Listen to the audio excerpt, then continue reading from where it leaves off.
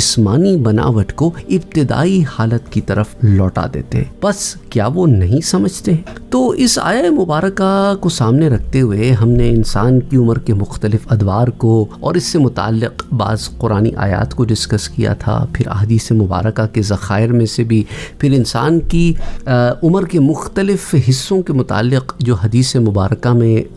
ہمیں پتہ چلتی ہیں باتیں، وہ آپ سے ڈسکس کی تھیں۔ پھر اس میں جو ارذل عمر کی جو بات آتی ہے حدیث میں، تو ارذل عمر جو ہے اس پر تحقیق کی تھی کہ قرآن میں کہاں پر اس کا ذکر آتا ہے اور اس سے مراد کیا ہے۔ تو ان تمام چیزوں پر ہم نے بات کی تھی، اور اس ضمن میں نے آپ سے کہا تھا کہ ہم انشاءاللہ تعالی اس پر تھوڑا سا اور بات کرتے ہیں۔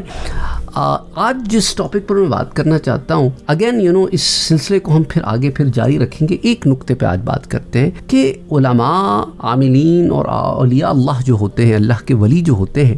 ان کا ڈھلتی ہوئی عمر میں کیا وہ ارذل العمر کے اثرات سے محفوظ رہتے ہیں، یا ان کے لیے کوئی خاص اللہ کی طرف سے انتظام ہوتا ہے، یا کیا معاملہ ہے؟ اور ارذل العمر میں نے آپ کو بتایا تھا کہ ارذل العمر کی تشریح جو علامہ بدر الدین عینی رحمۃ اللہ علیہ نے کی ہے، جو عمدۃ القاری جو بخاری کی بڑی مشہور شرح ہے، اس میں آتی ہے کہ یعنی انسان اس قدر بوڑھا ہو جاتا ہے، کمزور ہو جاتا ہے کہ بچپن کی ابتدائی حالت کی طرف لوٹ آتا ہے کہ اس کا سننا، اس کا دیکھنا بہت کمزور، اس کی عقل بالکل ناکارہ ہو جاتی ہے،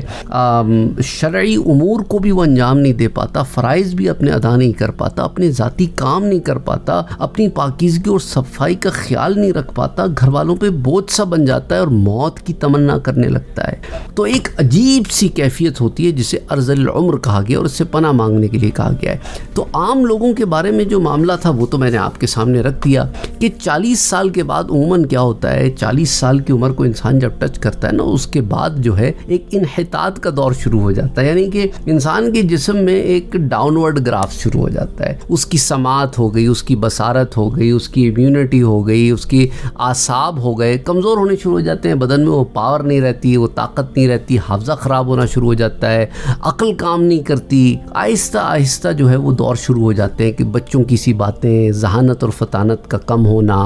جن لوگوں پر اللہ کا خصوصی کرم ہوتا ہے نا، جیسے علماء اور اولیاء ہوتے ہیں، وہ 60 سال کے بعد بھی مضبوط اور توانا ہوتے ہیں، ان کے حواس قائم رہتے ہیں اور ان کا بدن متحرک رہتا ہے اور فعال رہتا ہے، کام اپنے کرتے ہیں، ان کے اعصاب بھی قوی رہتے ہیں اور عقل بھی اور روشن ہوتی ہے، اور ان کے جو نکات ہوتے ہیں نا وہ بھی بڑے آفرین ہوتے ہیں، اور یہ تمام معاملہ اللہ تعالیٰ کی طرف سے ہوتا ہے۔ تو بہرحال اسی طرح جو ہے جیسے جیسے عمر بڑھتی جاتی ہے تو اعصاب اور حواس جو ہے وہ خراب ہوتے رہ لیتے، لیکن اللہ کی طرف سے بعض لوگوں کے لیے پر یہ احسان ہوتا ہے اس کا کہ ان کے اعصاب اور حواس قائم رہتے ہیں، متحرک ہوتے ہیں، فعال ہوتے ہیں۔ اچھا، سورۃ النحل کی جو آیا میں نے آپ سے لاسٹ ٹائم ڈسکس کی تھی نا، سورۃ النحل کی آیا نمبر 70، جس میں اللہ تعالیٰ فرماتا ہے کہ واللہ خلقکم ثم یتوفاکم، کہ اللہ ہی ہے جس نے تمہیں پیدا کیا اور وہی ہے جو تمہیں وفات دے گا، اور تم میں سے بعض کو ارذل العمر تک، ومنکم من یرد الی ارذل العمر لکی لا یعلم بعد علم شیئا، اور تم میں سے بعض کو ناکارہ عمر کی طرف لوٹا دیا جاتا ہے تاکہ انجام کار وہ حصول علم کے بعد کچھ بھی نہ جان سکے۔ تو سورۃ النحل کی آیا نمبر 70۔ اب اس کے بارے میں حضرت عطا مشہور تابعی ہیں، وہ حضرت عبداللہ ابن عباس سے روایت کرتے ہیں کہ سورۃ النحل کی جو آیا نمبر 70 ہے، یہ مسلمانوں کے لیے نہیں ہے۔ مسلمانوں کی عمر جس قدر زیادہ ہو جاتی ہے اللہ کے نزدیک تو ان کی عزت اور کرامت بڑھتی جاتی ہے ایمان کی وجہ سے، اور ان کی عقل اور معرفت بھی زیادہ ہو جاتی ہے۔ اور اکرمہ نے کہا، جو ایک مشہور تابعی ہیں، کہ جو شخص قرآن عظیم پڑھتا رہتا ہے وہ ارذل العمر کی طرف نہیں لوٹایا جاتا۔ تو زاد المسیر کی جلد 4 صفحہ 468 پر یہ دونوں اقوال موجود ہیں، حضرت عطا سے حضرت عبداللہ ابن عباس والا قول اور حضرت اکرمہ کا قول۔ تو یعنی قرآن کریم کی برکت سے وہ ارذل العمر سے بچا رہتا ہے۔ تو قرآن کریم کو اپنی زندگیوں میں شامل کریں، اس کے پڑھنے کو ابھی سے عادت ڈالیں۔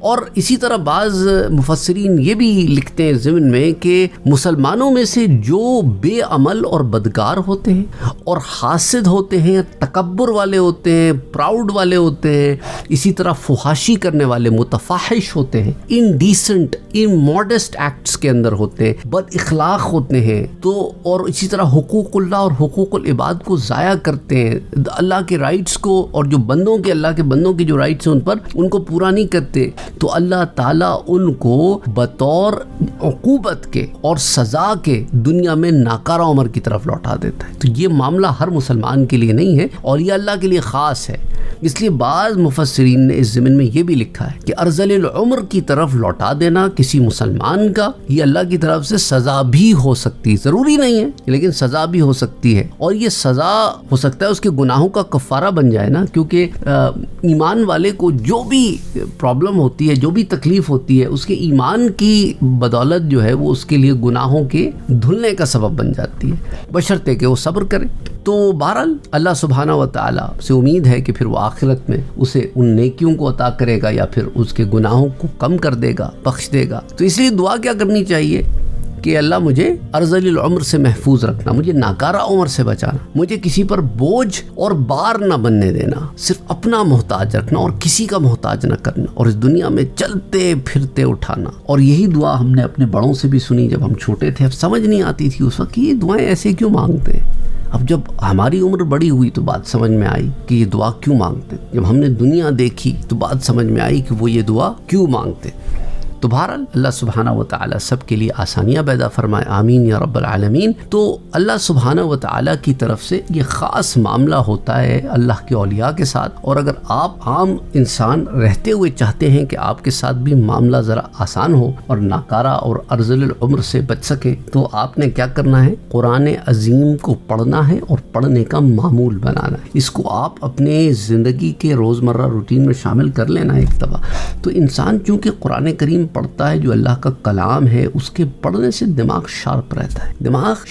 رہتا ہے اور اس کے اوپر غور و فکر بندہ کرتا ہے, غور و غوص کرتا ہے, ترجمہ پڑھتا ہے, اس کے اوپر تفکر کرتا ہے. تو اس کا دماغ جو ہے نا, اس کے اندر تھنکنگ پروسیس جو ہے وہ اسٹیبلشڈ رہتا ہے.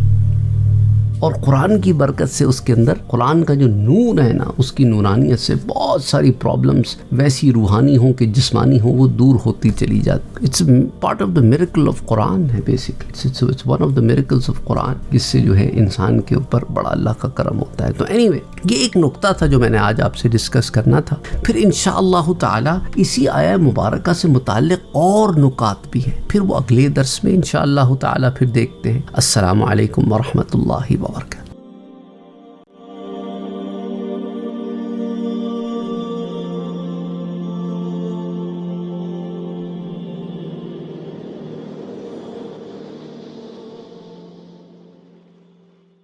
Don't forget to like, share, comment and subscribe to Sayyid Saad Qadri. Don't forget to like, share, comment and subscribe to Sayyid Saad Qadri.